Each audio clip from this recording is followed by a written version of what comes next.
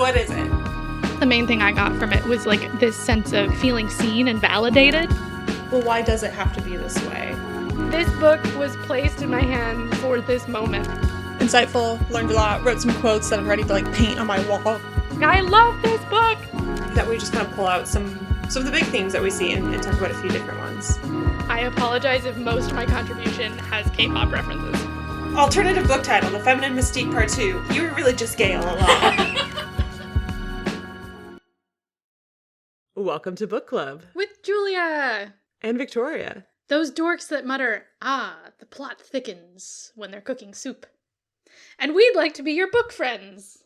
This is a podcast for the books we just can't shut up about. This week, we're reading Braiding Sweetgrass, Indigenous Wisdom, Scientific Knowledge, and the Teachings of Plants, an essay collection by botanist and member of the Citizen Potawatomi Nation, Robin Wall Kimmerer. And this is like a heads up if you care about spoilers. I don't really know if there are any for this book. It is nonfiction, it's science, it's essays, it's stories of the author's life, but I don't think we're spoiling anything by talking about it. So if you haven't read the book, you're always welcome to this podcast, but you're especially welcome today if you have not read it. Yes, welcome. If you'd like to support the show, you can rate, review, and subscribe on any of your preferred podcast platforms. If you go down into our show notes and click a book link, that'll take you to our affiliate page on bookshop.org, where we get a very small kickback if you purchase books from independent bookstores on that site. And if you'd like to become a member of our book club, you can go to buymeacoffee.com/bookclubwithjv. Shout out to our newest members, Shira and Elizabeth. We're so happy to have you here. Woo woo!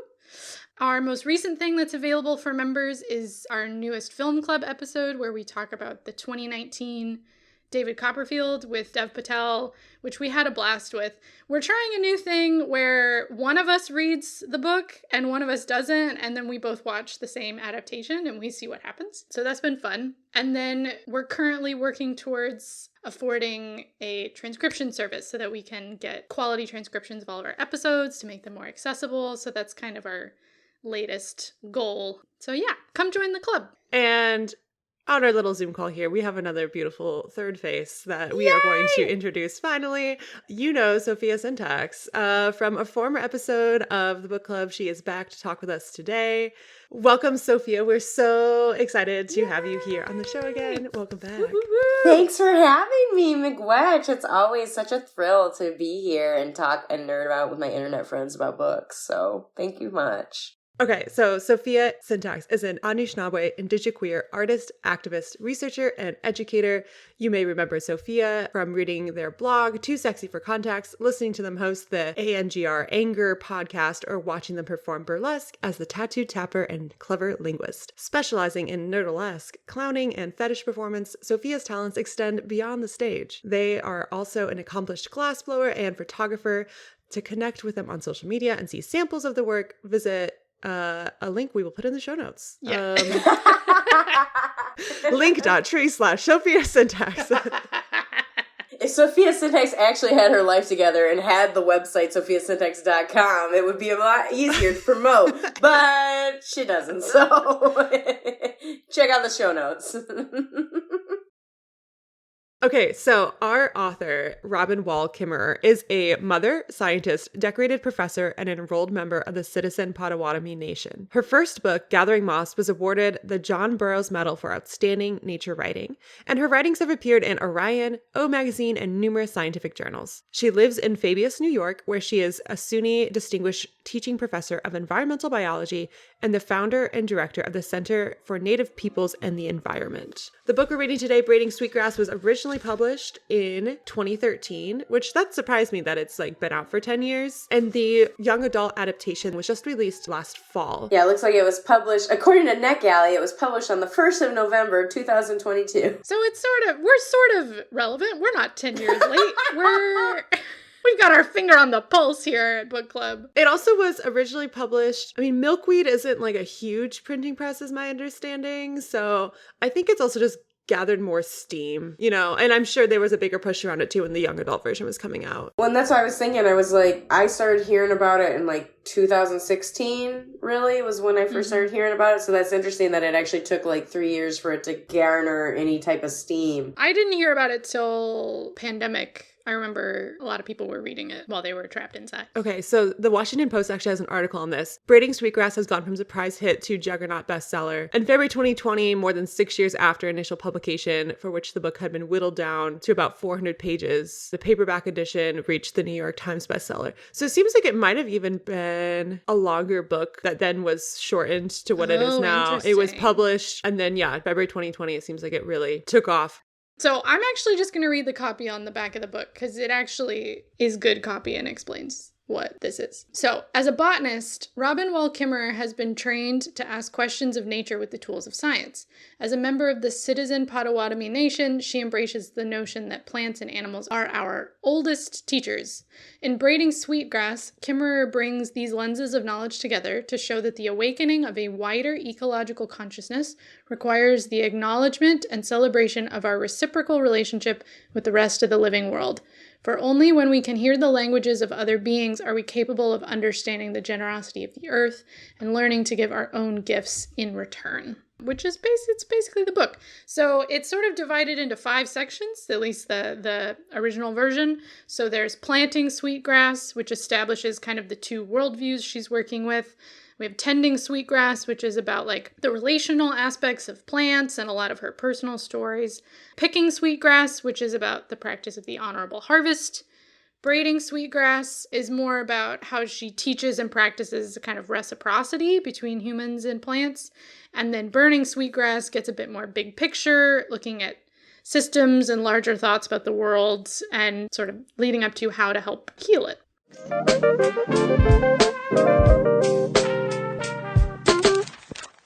So, Sofía, you were on our radar as a friend we want to have back on the show. And then I realized this like subliminal thing happened where I reached out, I'm like, oh, we should have Sofía on for this episode. I think, they'd be really into this book. But I also follow you on Storygraph. So I knew already that you had read it. And I saw it there, and I just completely forgot until we were like, till today when we were sitting down. I'm like, wait a second, I knew you had a NetGalley preview of that book because you wrote about it on Storygraph, which shout out to Storygraph. I keep like harassing all of our listeners to come over to Storygraph with me. Like only 4 of them have, but it's fine. Oh my gosh, I am also part of the gospel of Storygraph. Yes, it's so great. It's so great. And it's Black owned, it's woman owned, it's not Bezos. So what was your experience with it?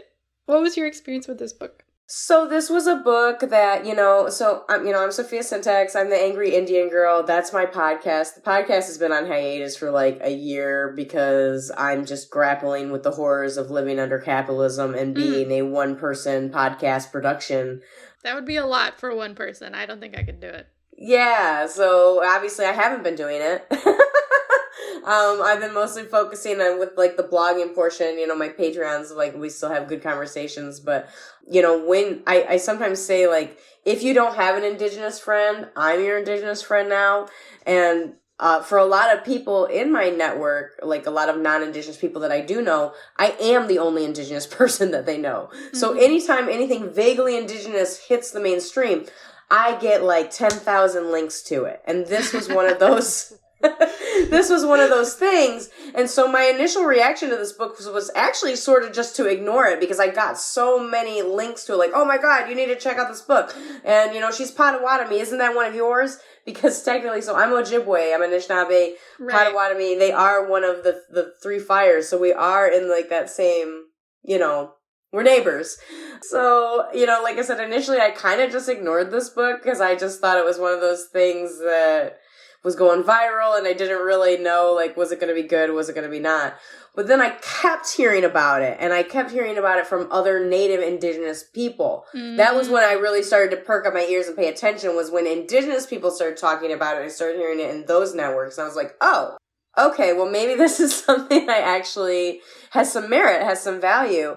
And then, I wanted to engage with the book, but it just wasn't available at my library. And then actually a friend of mine, her church's book club She goes to a UU church, a Universal Unitarian or whatever it's, she just calls it UU, so I'm actually not sure what it stands for.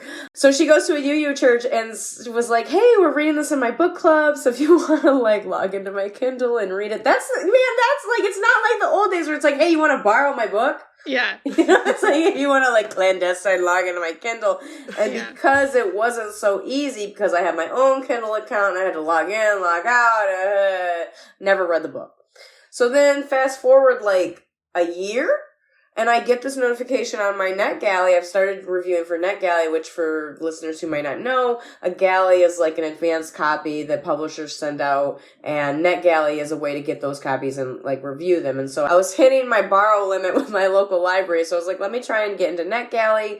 So that was how I got to NetGalley, and then I saw that they had this young adult version of the book, and I am a huge proponent of young adult anything. If there's a topic that I'm interested in learning more about, I will go to the, like the children's sections or the young adults, because it's usually easier, it's more to the point, it's concise, and then if I want to deep dive, then I can, do that. But it's a great way to like intro. So when I saw they had this young adult one, I was like, okay, this is the sign. Let me request the galley. So my physical reading experience with this book was a digital copy. It was a digital galley. The young adult version has a lot of really nice, like, I don't know, I'm not really sure how you would describe them in technical terms, and shame on me because I'm a book reviewer, you would think I would know this, but it's like pop-up videos. Oh, cool. Oh. Like, like when you're reading a textbook and they'll have like the little call-outs or whatever. Yeah, the little call-outs, and then they'll, like, at the end, they have, like, think about this quote, blah, blah, blah, blah, blah, and I really like that, because sometimes, I'm gonna be honest with you, I don't always like to be an active reader. Sometimes I just want to kick back and have somebody else hold my hand and explain it to me like I'm 5, and that is a real strength of this young adult version, is they really break down some of those, like, technical terms, like words like trifoliate. Leaves that have 3 leaflets or little leaves. Okay. So like, of course, yeah. Okay. I went to college. I know about etymology of words and breaking down things into, parts, and like that tri means 3, but it was kind of nice to not have to think about that. There was just a little box and an illustration with a picture of the strawberry leaf, and I could look at it and be like, oh yeah. I think, oh man, I would have loved some more, well, I say more. There's none. I would love any pictures in like I don't know what you call it, the adult version, which makes it sound like racy, but like the original publication. I found myself like Googling on the side. I'm like, ooh, what does that plant look like? And then I get distracted. If I have to look up on my phone, then it takes me like a full like 3 minutes to like even get my brain back towards reading. Yeah, it's really nice because there are like these additional like learning resources. Like there's a section in the book where they talk about asters and goldenrod and beauty is in the eye of the beholder. Mm-hmm. And then they have a diagram of an eye that shows you the cornea, the lens, the pupil, the iris, the retina, the optic nerve, and it's just right there. And I think like those types of things are super helpful as we dive through this book. Yeah. That's interesting because I feel like that makes it more of like an educational text and less of because this book felt way more like a memoir to me than I expected. Oh, really? Yeah. So I'm wondering if that's what they take out of the young adult version. Maybe, because I'm going to be honest, when I looked at that version, like I did peruse it on my friend's Kindle real quick when that offer was made. And that was kind of one of the things that turned me off to it, because it did kind of seem memoir-y, and like, there's no way for me to say this without sounding some type of way, so I'm just going to say it. Like, I'm Native. I'm not, like, I don't know that I really need to listen to that part of the lecture. Like, I lived that part of the lecture, you know what I mean? Right. So, like, while I do think that's a beneficial story, like, that's not necessarily something where I really feel like I need to dig in and spend my time with that. So that's really interesting to see, because I do think there are still aspects, like memoir-y aspects in the book, but it doesn't read like a memoir to me, because honestly, for real, the way the junior novel is written is a very Native way of storytelling and sharing of knowledge to me. So like, I'm Anishinaabe, and I grew up in an environment of like you don't tell people things because the way you experience the world is different than the way I experience the world. So I can share my experiences with you, and then maybe you glean a lesson from that, but the lesson that Julia is going to glean is going to be different than what, Victoria is going to get, because you are living two different lives, you have two different paths, you have two different ways of knowing that you're bringing to the situation. And so the way the junior book is structured, like there's a section called an offering, and she talks about like their family spent summers canoeing, and like she talks a little bit about it, and she sort of sets a scene. And she talks about how he gets the coffee pot and he makes like an offering. She talks about how nobody had to be told that this was a time to listen, that you just knew. She shows, she doesn't tell, I guess is like what I'm trying to say. She does it much better than I do. Okay, so just read the book. Okay? She shows without telling. And I like that because that is very in keeping with like how I was taught. And so that part of the book really worked for me. Yeah, I feel like the way you've described that seems similar to how I would describe the original novel as well. I wonder if what I would... So when I'm saying it was more memoir than I expected, I think what I'm picking up is like my own sort of worldview and personal experiences with naturalist scientific texts. And so her whole strategy is like show, don't tell. And so she's sort of telling you stories and incorporating all these different stories, and you learn things in the process, or she like tells you the story of how she taught something to her students or whatever. So I think what I'm picking up on, what my brain only knows how to describe as memoir, is exactly what you're saying. But because as you were describing, I was like, oh yeah, that's exactly what I'm talking about. But I didn't, like, my brain doesn't know where to put it. When I first started reading the book, my brain did not know where to put it. Like, it starts with the story of Sky Woman, and this is our only orientation, is this story. So like I don't know where we are. I was expecting science. I was expecting botany or something. And so now I'm listening to the story, and then it goes into her own personal stories. And by the end of the chapter, you're like, oh, I did learn something. Wow, that is fascinating to see that totally different experience and engagement. And I think that's just really reflective of the different cultures. Like you said, we're coming from two different experiences. So you're coming into it expecting botany, and I'm coming into it expecting grandma's story hour. Right. Yeah. So then like what we need from it is maybe a bit different, because I don't think anything science-y would have enhanced my reading of it. Like the botany side, I'd pictures and diagrams and this sort of scientific stuff. I don't think that would have added anything for me. Like, this was a really emotional book for me to read, and that really took me by surprise. Is that, I mean, part of it was I read this book on a plane. So I was a very, very long flight, 28 hours of travel. So I was sleep deprived and dehydrated. So we'll leave that caveat there. But this book made me cry. Multiple times. I was not okay. in a good way, in a really, really good way. Like a really sort of deep in your soul kind of happy cry. It really reaches down in there, and it's like, yes! it gets you these latent feelings, and you're like, like there's this line in the young adult version that says, the land knows you when you are lost. And like, even just saying that now, like, you see me, I'm like a little verklempt, that's not just the sinusitis.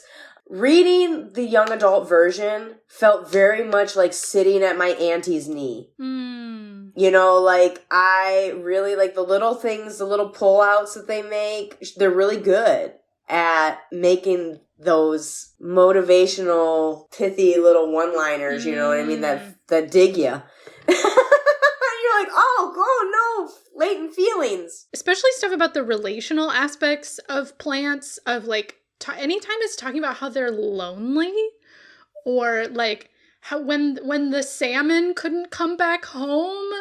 Like, even one of the chapters we're going to touch on today about the Potawatomi language and how there's only like 9 native speakers left, so they're like teaching it, and they talk about how lonely the words are going to be when no one can say them anymore. And I have so many notes of just like, oh my God, I'm crying about the wind. Like, I was just so emotional. Yes, and I forget that non-Indigenous people don't regard always plants as a living thing, that they don't regard rocks as alive, that these things are considered dead. And to me, it's so obvious. Yeah. It's so to me, it's that you don't need to say this because this is obvious. This is how I've been raised. Yeah, it's like you said, I read a book a few years ago. It was called The Revenge of Gaia.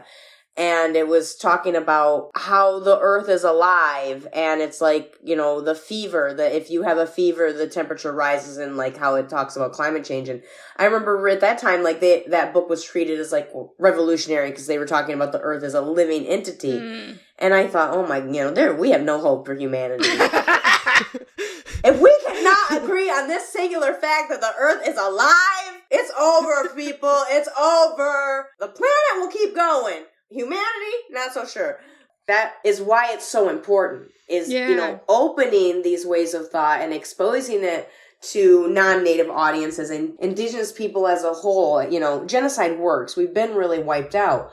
But what we find is these areas that have Indigenous land stewardship, they're doing a lot better. We're not having these climate areas. So it's I really think that we need to transmit these Indigenous ways of knowing to non-Indigenous people and get everybody on board, because then maybe we can actually save this rock that we all depend on,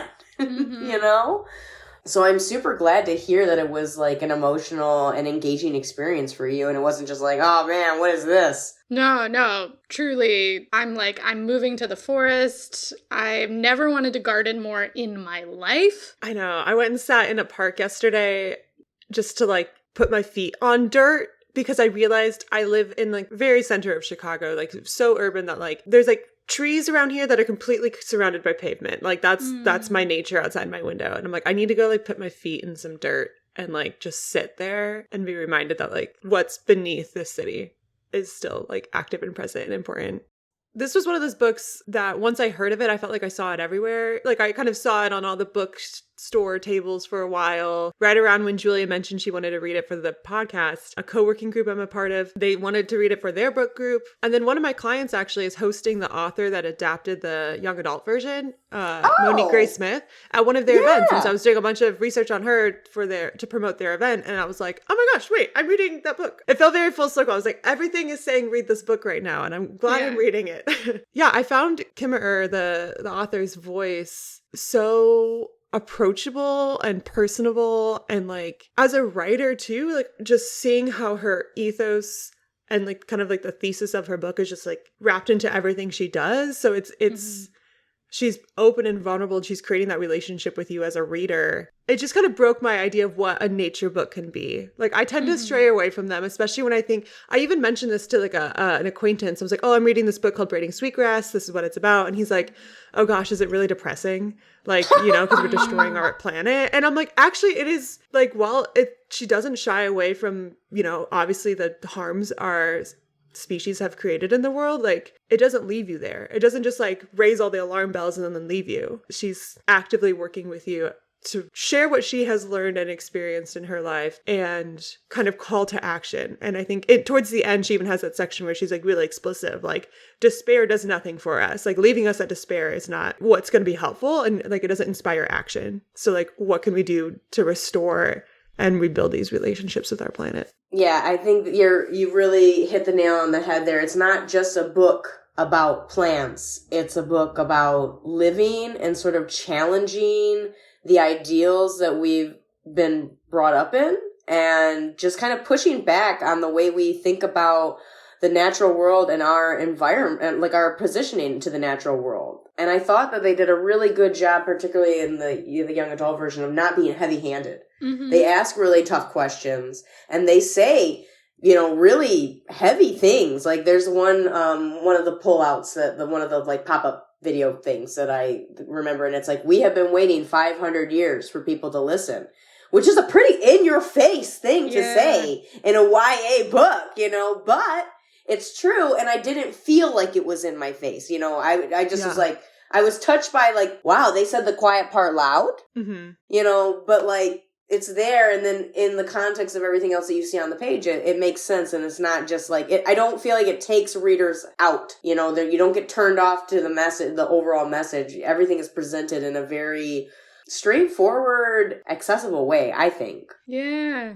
I think it's like you said, Victoria, where like everything about what she believes and what she's trying to do is baked into how she writes. And I think one of those things is the reciprocity and like the personal experience aspect, where like she's so giving to you as readers, and also we get to watch her build relationships with all of the plants and people in her life. And as she sort of invites you into that, rather than just being like, look at these dying plants, that's your fault. It's more like, come into this relationship that I'm building, come watch how it works, so that you care, so that you can enter into a relationship that is healing. Because I feel like anytime I learn about climate change from white people, that's when it's the most like, you are horrible, everything is terrible, we're all gonna die, like it's all your fault kind of messaging, which I can understand where it comes from, but it's not like it doesn't do anything. It's not accurate either. Yeah. It's not accurate. That's what pisses me off about it, because it's like, no, it's not accurate. Excuse me, Indigenous people have been stewards of this land for hundreds of fucking years, and everything was fine, but then all of a sudden you come in and displace us, and now California's on fucking fire. You know, I totally disagree with that. And I love that this book gives such actionable ways for people to think about their place in the environment. And it's like you said, it's not all doom and gloom, because that's, I think, when people get turned off to it. When, you know, like the book I said about Gaia, like that was a great book, Revenge of Gaia, but it didn't leave you feeling like there's any hope. And it's like, well, why should I recycle, or why should I use beeswax wrap for my sandwich when we're all just going to die? You know, that type of rhetoric doesn't help anybody.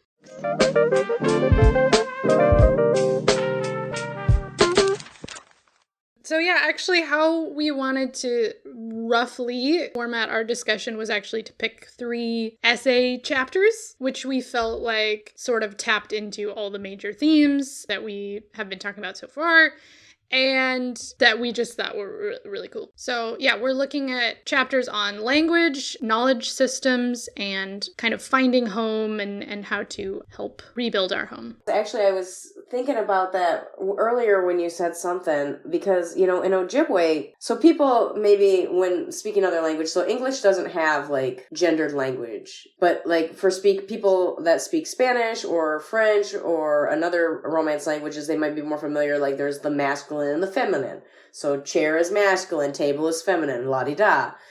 Ojibwe also has this binary language coding division, only it's not gendered, it's animacy. Are things alive or are they unalive? So, you know, that's why it's like really interesting to me, because like anything that's animate that has a soul is alive. And like in our language, all of these plants are, you know, marked as being alive. So I always think of them as being alive because that's my first language. Like that's my first language. That's like kind of how I navigate through the world. And then, like, now I have this the secondary passport of English and, like, a Western sort of viewing things, which is sometimes almost 180 degrees different, which can be a little bit of a disconnect sometimes. But, you know, what are you going to do?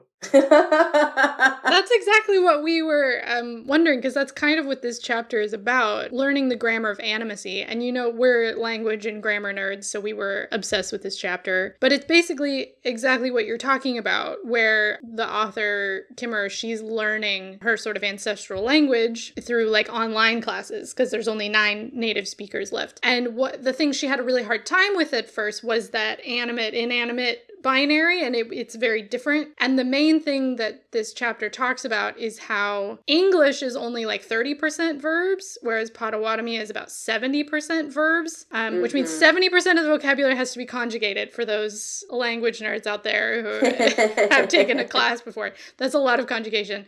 And she has this sort of epiphany about how fundamentally different that understanding of reality would be if you see basically anything that's not man-made is a verb in Potawatomi, meaning that it is alive and it has agency and it is being itself. And see, I'm even using the word it because like we don't even have pronouns for non-humans who are relational and alive, you know what I mean? Like we only have this pronoun of it. Her example is like, imagine seeing your grandmother standing at the stove in her apron and then saying of her, look, it is making soup. It has great hair. And in English, we never refer to a member of our family or indeed any person as it. That would be a profound act of disrespect because it robs a person of selfhood and kinship, reducing a person to a mere thing.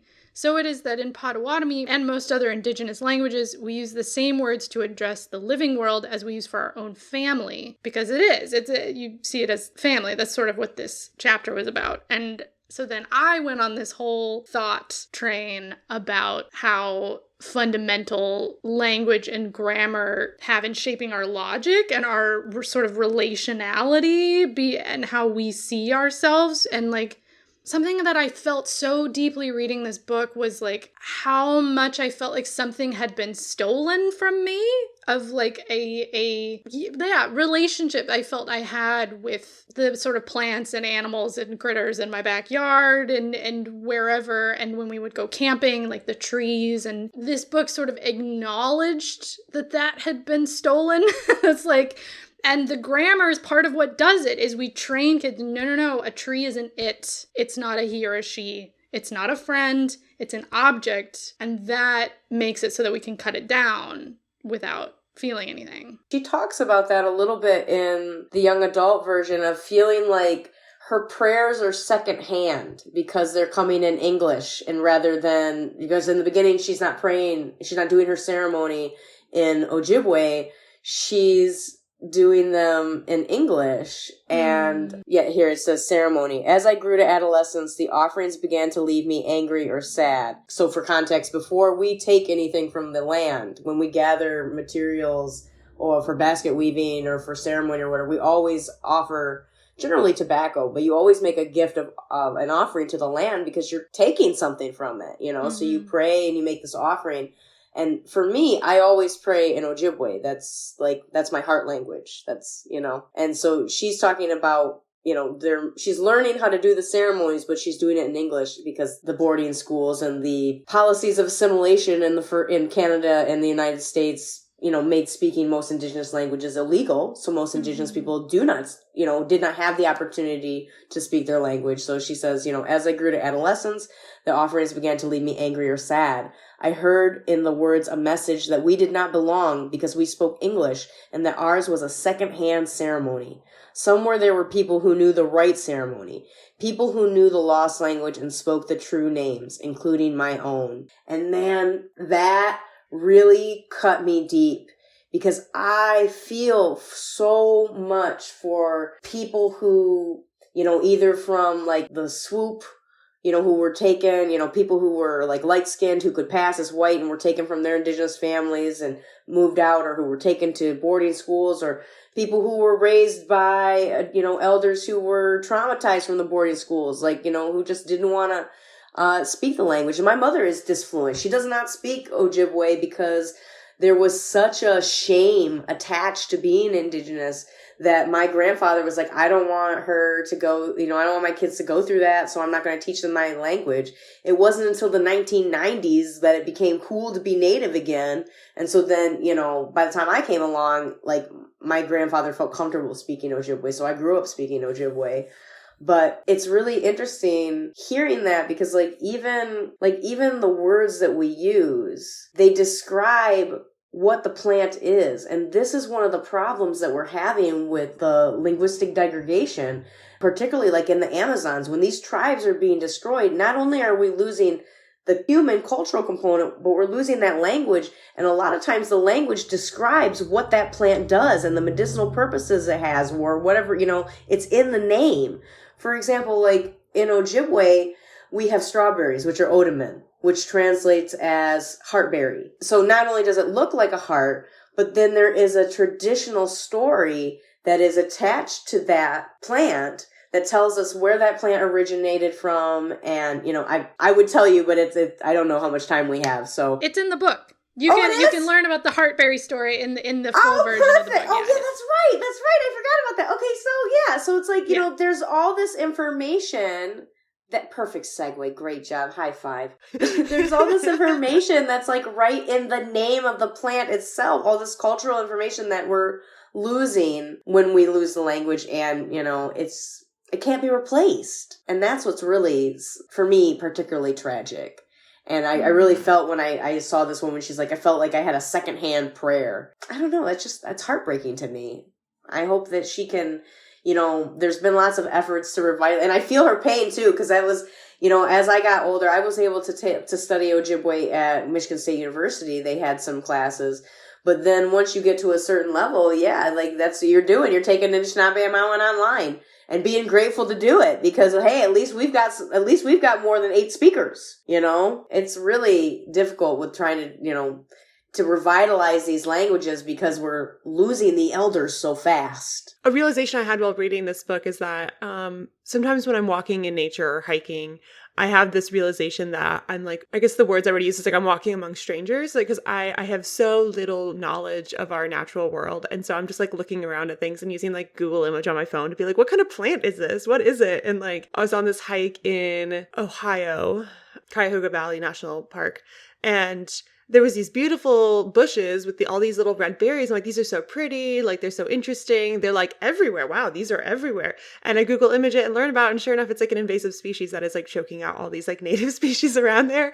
And realizing that I haven't built this language and this understanding around nature means that I can be like, oh, what a pretty day to walk around and not know the stories of what I'm walking through, which is, some of these plants are native here, others are invasive, others have been transported here but are doing well and adding to the environment. So this book definitely encouraged me to like learn more, but I also resonated with the chapter where the author is talking about when she's a young professor and she takes her students up into the mountains of Appalachia and is just like naming all the things and telling them all about the stuff and like spewing off Latin titles here and there. Cause like that's where my like academic brain goes. It's like, oh, I don't know what this is. Let me look up all the names. Cause if I just know how to categorize it in my, Western Enlightenment brain of like everything in a category, then I will know the things.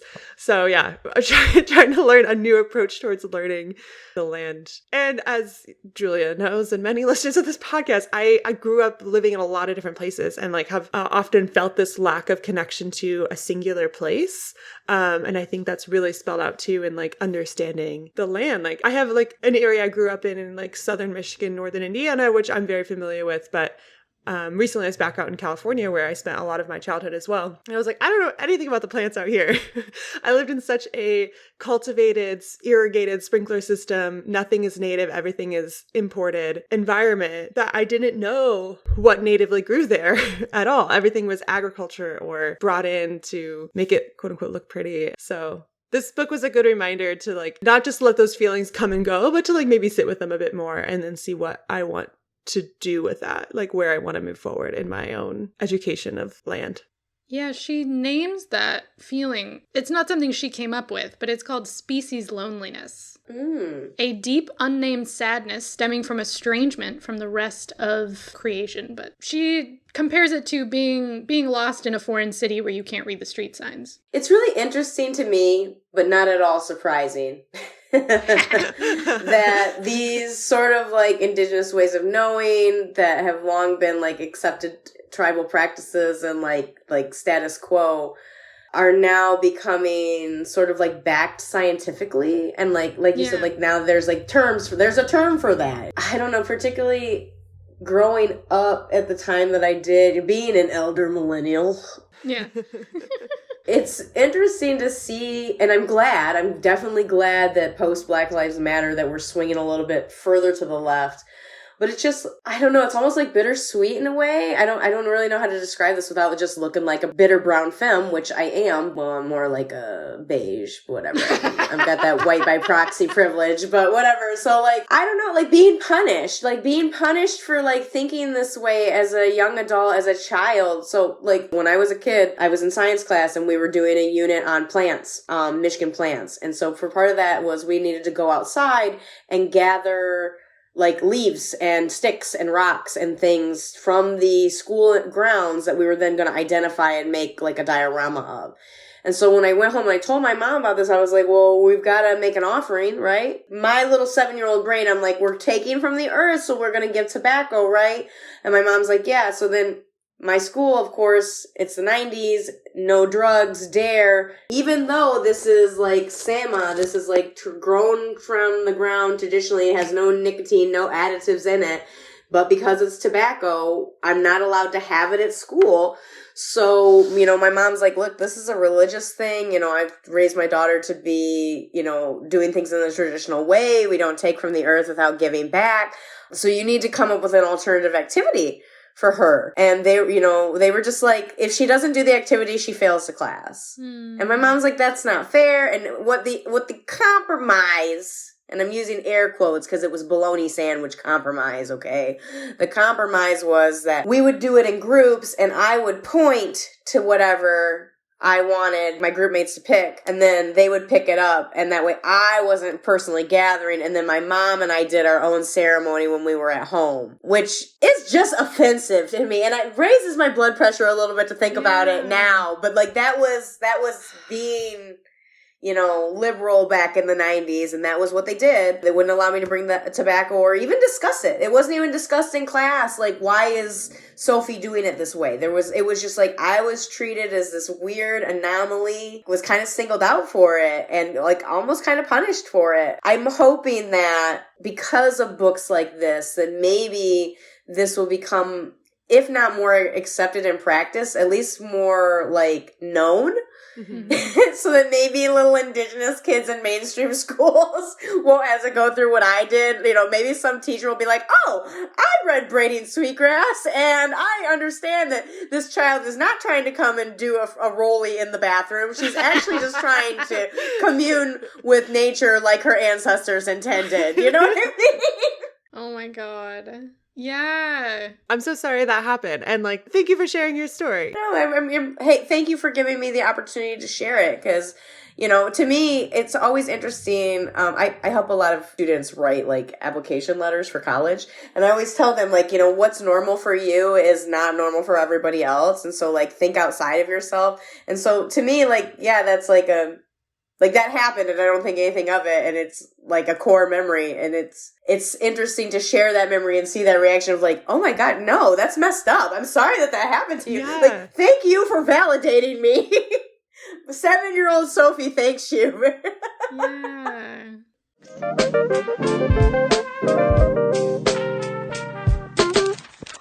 I'm curious how, since you've really seen such, you've sort of been alive for such a big shift, because another chapter that we really liked was about Mishkos Kenamagwin. Oh, Mishkos Kenamagwin. Yeah, the teachings of grass, right? Yes, the teachings of grass. And how it was like structured. It felt like a very practical demonstration of how to blend the two knowledge systems that she's sort of pulling together, where like it's structured like a scientific paper, and it's about one of her PhD students doing something for their dissertation, but it's done in a way that's like a story, and like the literature review is talking to a woman, Lena, yeah, about how to harvest sweetgrass, and kind of what, there were sort of two opinions on how to do it, and so that's like what the research was about, was like, is there a better way to do it? And because you said something about how it's interesting to watch science start to catch up with Indigenous teachings and sort of quote unquote prove it true, which is exactly what we watch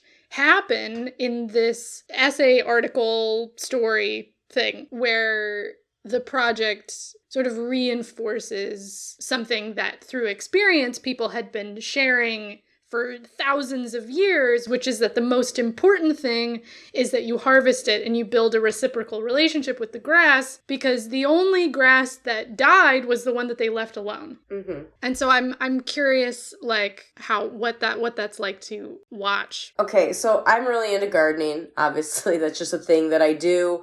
I find it very calming, you know, like I need to touch grass, you know, I need to touch dirt. It's something I do a lot. And so I joined an urban gardeners group. One, just to network and like to meet more people, to support the initiative. Because I realize, there's a lot of people, particularly in urban areas, that don't have access to that knowledge. And so I do think it's important to support these initiatives to spread that knowledge. People need to have a relationship with the earth and understand where their food comes from. And this, affects all these other things like our health and blah, blah, blah, blah. But I digress. So in this gardeners group, they talked about, I wish I could remember what they called it, but it was basically three sisters planting.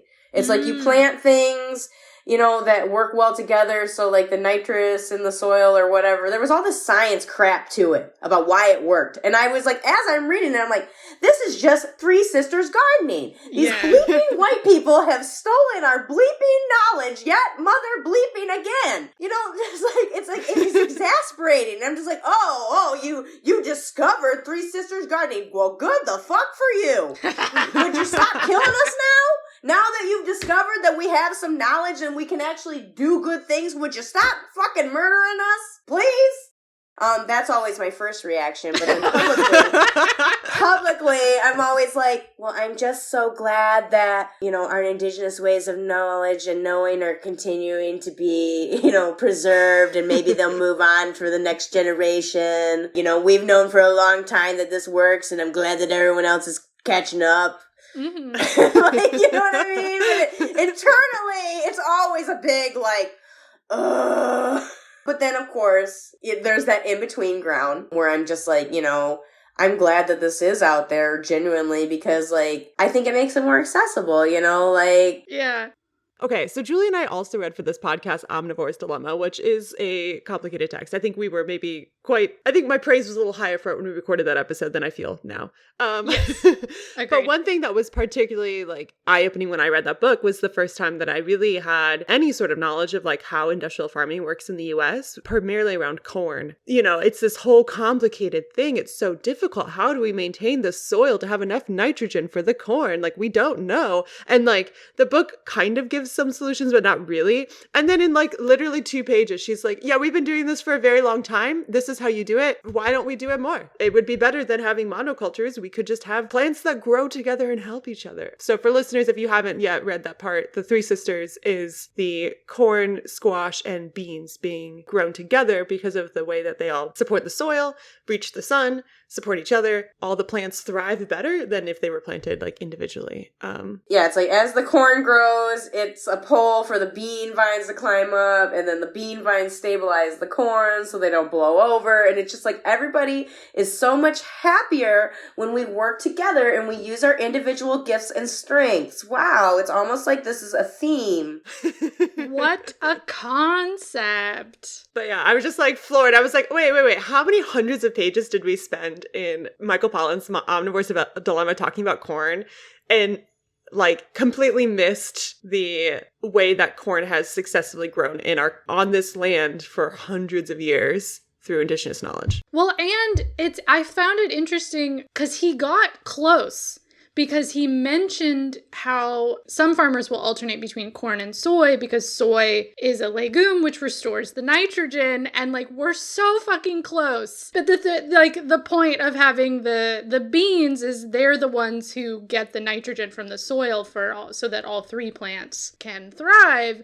And it's almost there. You're almost there. You almost figured it out. It's kind of like watching a toddler put together a puzzle where it's they've got the triangle and they're trying to put it in the square and they're so close and they're turning it, but it's just not quite right. That's how I feel watching Zaganash people try to do stuff sometimes. I'm that's you're great. So close. You're doing so good. Another thing I really enjoyed, or I really appreciated in the chapter on the research study that was which way of harvesting sweetgrass works better, and the conclusion was actually just care for it, and any harvesting is better than not harvesting at all.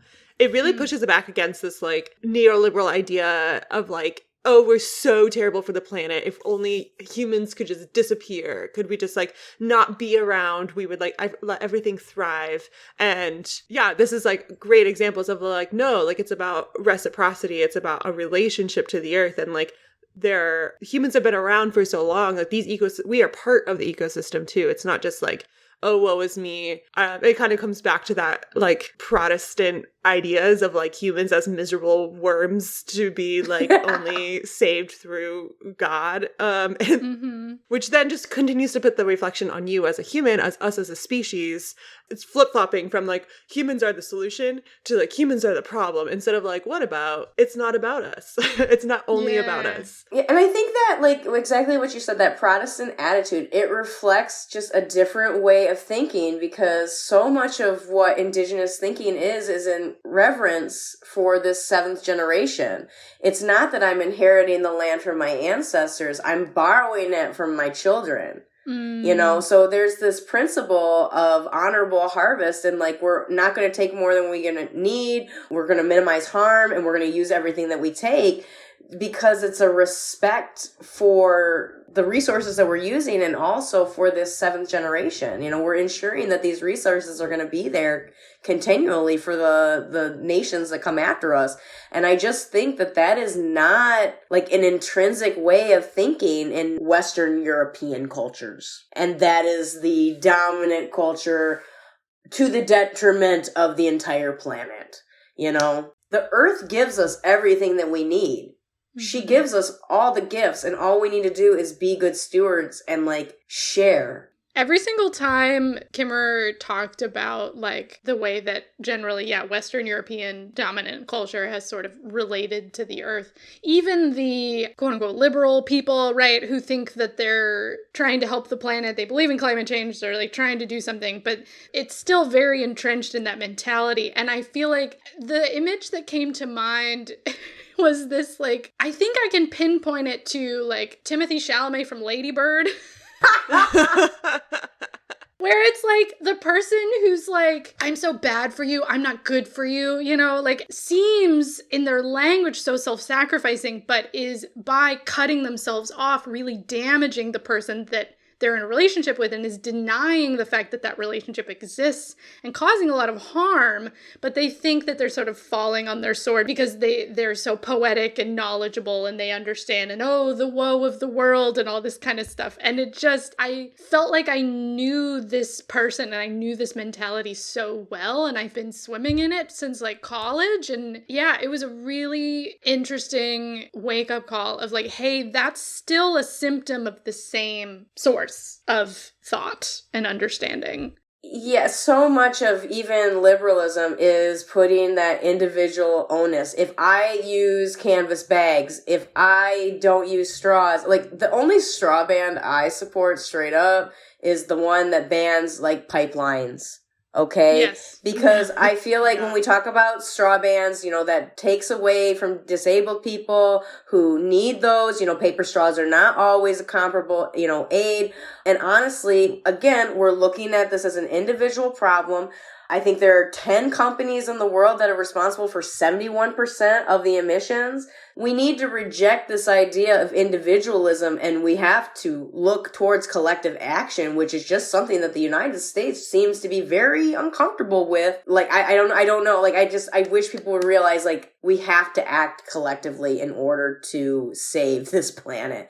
You know, it's just what you said. Like, the Western liberals have got it twisted, for lack of a better word.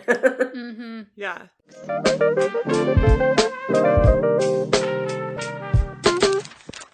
It leads us into the next essay that I know Julie and I were really interested in talking about, which also kind of leads into the last like entire third or half of the book, which is more focused on, we now have built this foundational understanding of what it means to have reciprocity with the earth. What does harvest look like? How can we start to weave together indigenous wisdom and scientific knowledge? And then for her credit, Kimmerer does a great job of giving like lots of examples of like, it's complicated. Here's some solutions that are working. Here's some things people are working on. Here's some things you can do individually and collectively, and like doesn't give you an easy answer, but doesn't stop short of giving an answer of like, here's what is happening. Here's what people are doing next. Oh, in the footsteps of Nanabujo, okay. This chapter, I feel like, is very specifically to us non-Indigenous people. And like, this is the chapter that Kimmerer reflects on America as kind of a nation of immigrants and how that affects our relationship to the land. And she looks to a plant, which is a specific kind of plantain known as white man's footsteps, which came over with colonizers, but has made itself a home and is actually useful to its environment. So we often think of like plants that are introduced to an area as always like invasive. At least that's my like very small brain around botany. Like, as you know, I know nothing when I walk around in the woods, but it was really interesting to learn about like, okay, this is an example of a plant that has come and like it has become useful to its environment and naturalized and like acts as an example or model for the way forward. Yeah, I feel like in my summary, I'm like not doing justice to this chapter, which I think she does a really good job of like welcoming, inviting you in, saying, do not appropriate this stuff. This isn't your culture necessarily, but like you need to build your own relationship to this land. And I think really hit home for me as someone who has felt disconnected to land and to place and kind of recognize that we have these differences and this disconnects, but finding our own way into relationship and reciprocity. This was definitely one of my favorite chapters too, because I saw so much of my own childhood in this particular chapter. Like, this was the stuff that I was raised with. The part of the book that really touched me, because this was a lesson that I learned as a very young child in this very same way, was when they talk about Manabuju watching the raccoon cleaning its food. Did they talk about that in the original text? Yeah. Yeah, so like he's watching the raccoon clean his food, and that's when he realizes, oh, okay, I'm only supposed to put clean food in my body. And so, like, when I was little, my mom told me, like, we wash the food and we wash our hands just like the raccoon before, you know, so we only put clean things in our body. Or in this chapter, they talk about not bending the world to your will, but watching and observing how to live in the world and how to be a human. And this is another really good reflection of, like, Indigenous ways of knowing, because for most babies in Indigenous families, if you are cradle boarded, you will notice, I notice immediately, I can tell if a baby has been cradle boarded or not. So for listeners who might not know, there is a traditional way of like transporting babies, and you swaddle them and put them on like a flat board and like tie them in, and that means the mom can carry them on their back, or sometimes there's like you can lay the baby down next to you while you're picking berries or whatever. There's a little shade structure. And it was a way to keep the baby always close to us. And with babies that have been cradle boarded, you know, they're swaddled. So their hands are not moving. And I can always tell Indian babies that have been cradle boarded because they watch everything. And babies that haven't been cradle boarded, they reach for everything with their hands. Then, you know, it's just a different way of learning how to interact with the world. Yeah, I also really, really enjoyed this particular chapter. It was a good one. And that question of, can settlers be trusted to follow Nanabuju?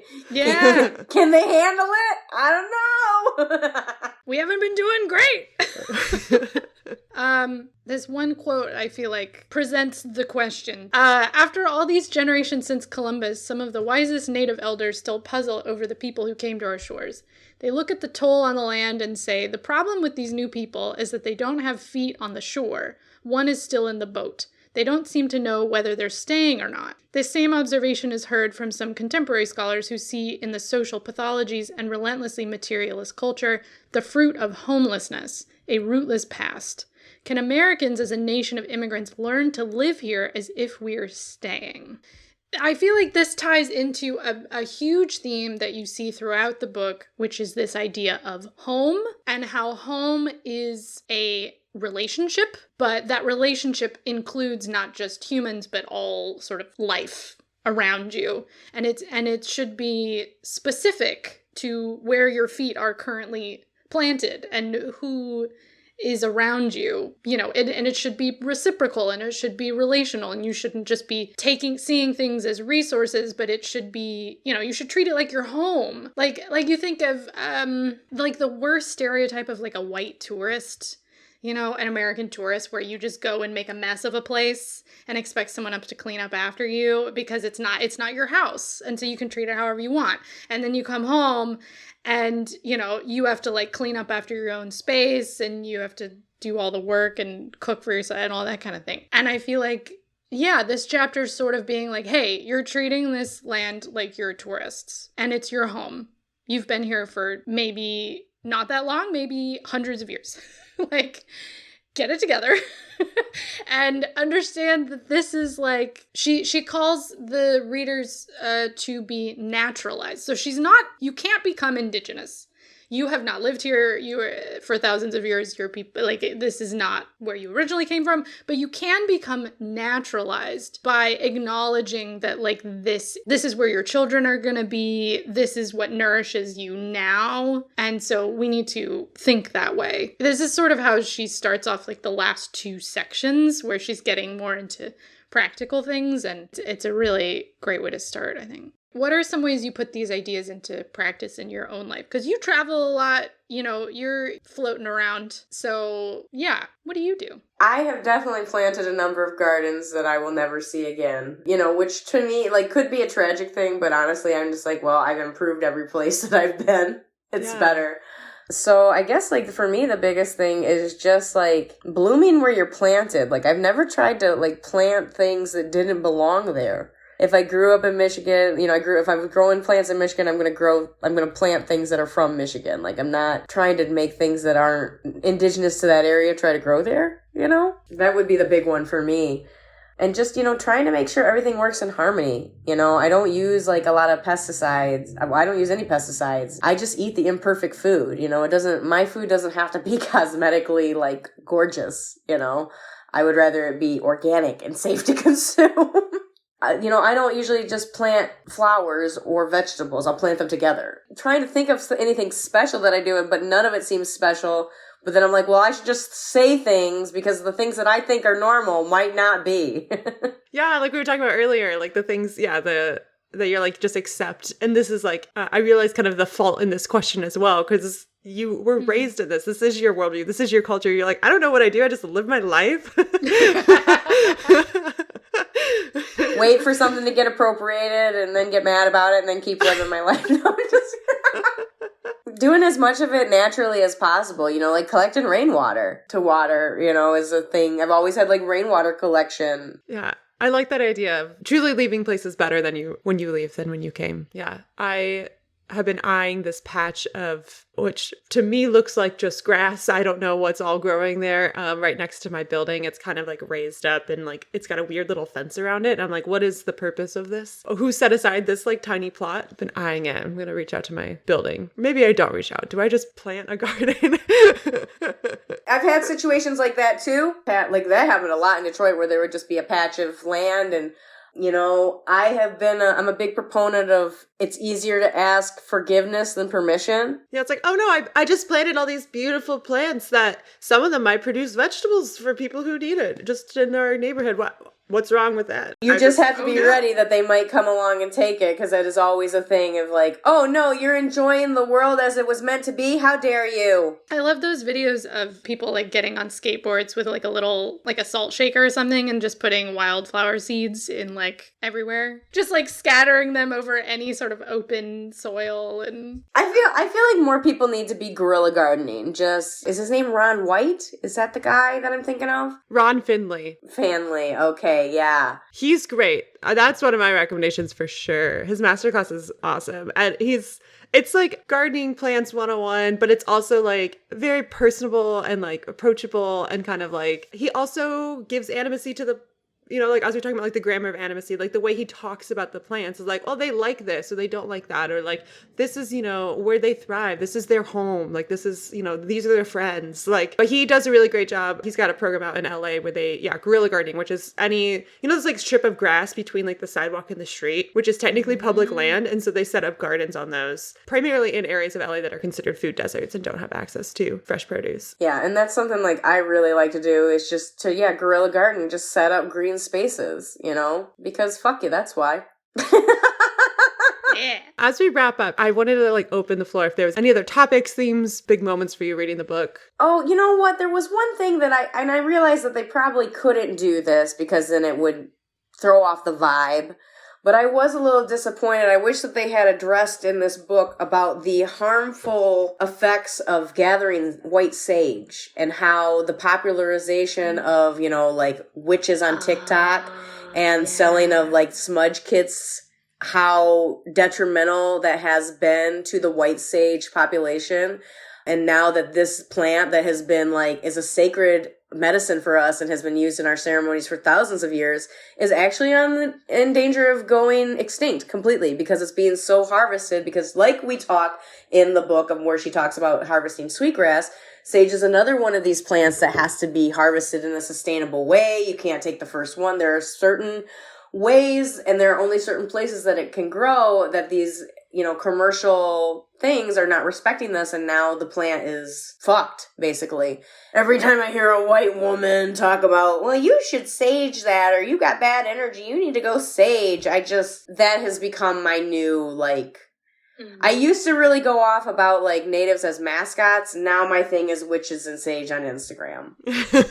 Because, like I said, just mostly because of, it's destroying the plant. Crazy how natives were able to harvest this for thousands of years and we never had any problems, but now all of a sudden the settlers got involved and the plant's dying. So I wish that they had talked about that a little bit, just because I think it's it's not too late. The plant's not dead yet. Sage hasn't gone extinct yet. If people stop doing this and stop harvesting it this way, and just she touches on it a little bit in the book about how there are multiple ways of knowing, and how every group of people has a way of relating to the earth, and I know it's probably beyond the scope of the book, but I just wish the settlers would realize, I understand that, so many of their the traditions of, Western European culture are just, so bereft and, morally corrupt, that you're just, the people are just looking for anything. But I wish that these searchers, we'll call them, I wish that these searchers would realize the harm and the damage that they're doing in trying to have their own self-actualization. Bo Burnham says it better than I did, but you know what I mean? It's not always about you. And I hope that is the takeaway from the book of individually we can make a difference, collectively.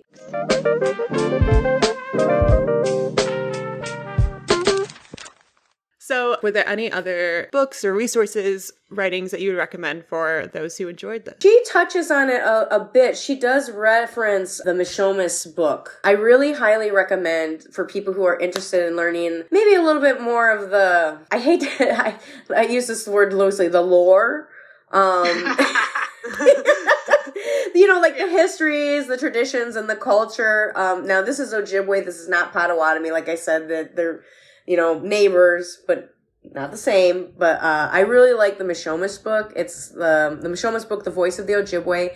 It's by Edward Benton Benai. Mishomis means grandfather in Ojibwe, and it's for young readers. It's presented in a very straightforward way, and it's about the sacred teachings and how to preserve this knowledge for a new generation. I think it's a really good book. The information is all really good and accurate, and if people connected with the stories about Nana Bojo in this book, I think that they would find the Mishomis book very rewarding. Also, if you're looking for a fiction book for Indigenous language or culture, Firekeeper's Daughter, that one's really good. I think those would be my top 2 recommendations. Don't read Heartberries. That book is tripe.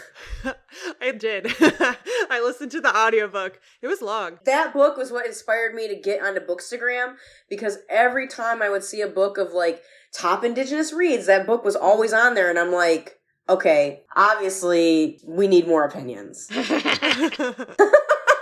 It's just trauma porn to me. But anyway, I don't want to give any more airtime to that book.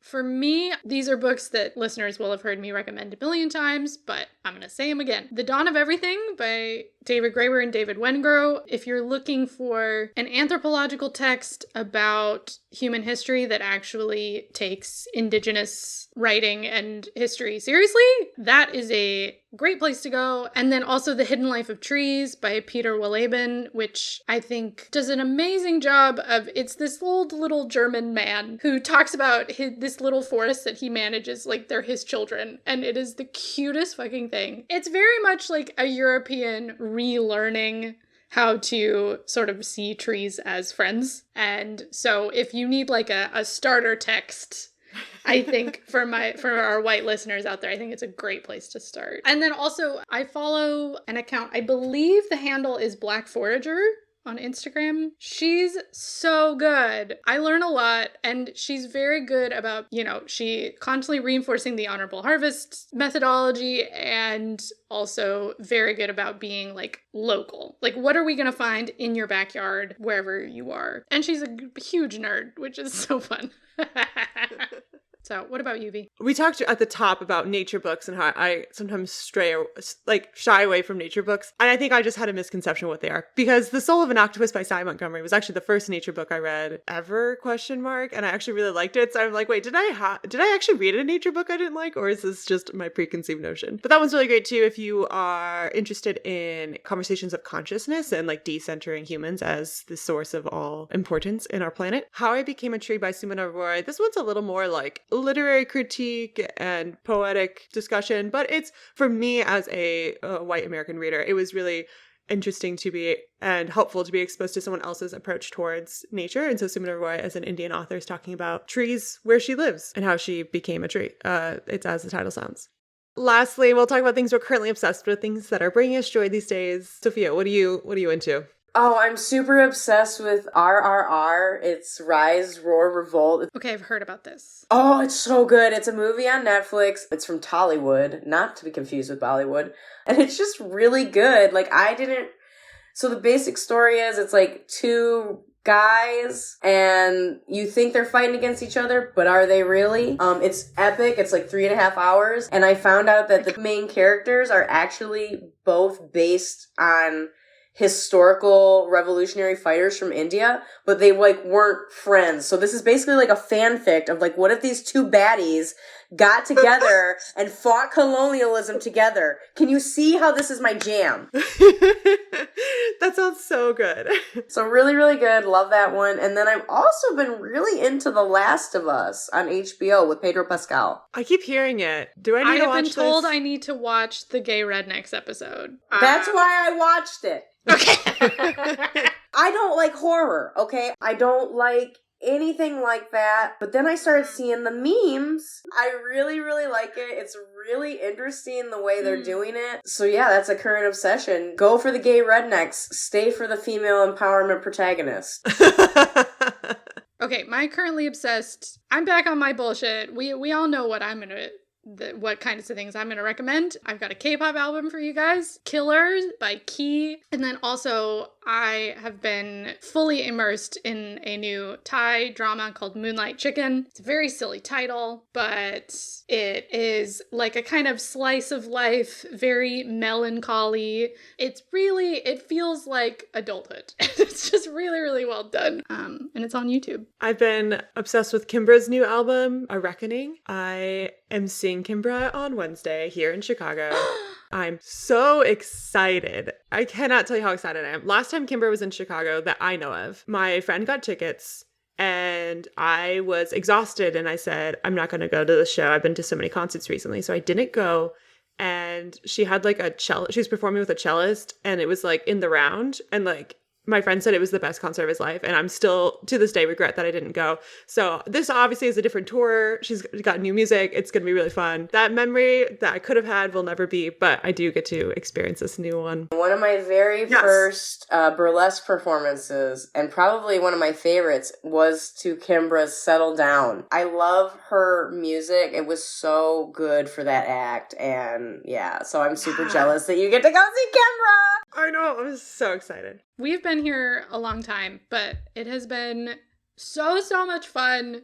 So Thank you so much for joining us. We always love having you on, and we're all just we should have Sofía back. It was such a blast. Well, hey, I'll try to come back once a season, that way. Yeah.